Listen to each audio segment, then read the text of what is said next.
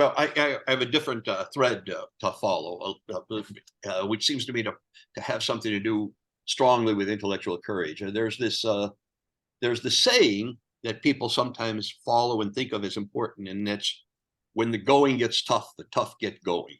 And Mhm. and I and I get the feel of that, but that directly relates to at least perseverance and maybe intellectual perseverance as well.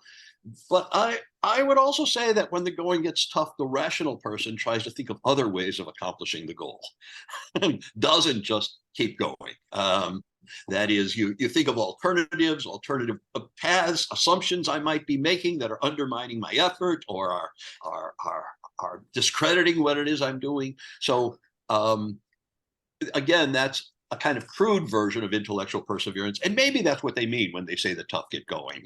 They don't just mean continue to beat your head against the door as a way of getting through, but still, I'd like to put the rationality in there as well. Right. That brings us back to the concept of intellectual perseverance versus just perseverance. Right. So so what you're saying is we don't just think hard, we think smart. So we don't just have to just, like keep going along this path. No, Right. maybe sometimes you're on the wrong path. Right. Right.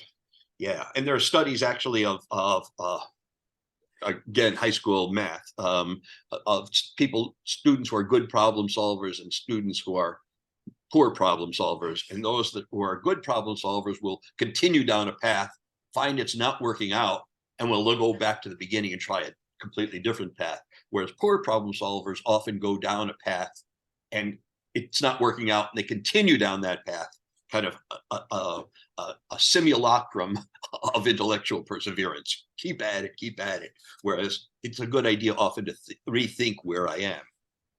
And a good example of that is when someone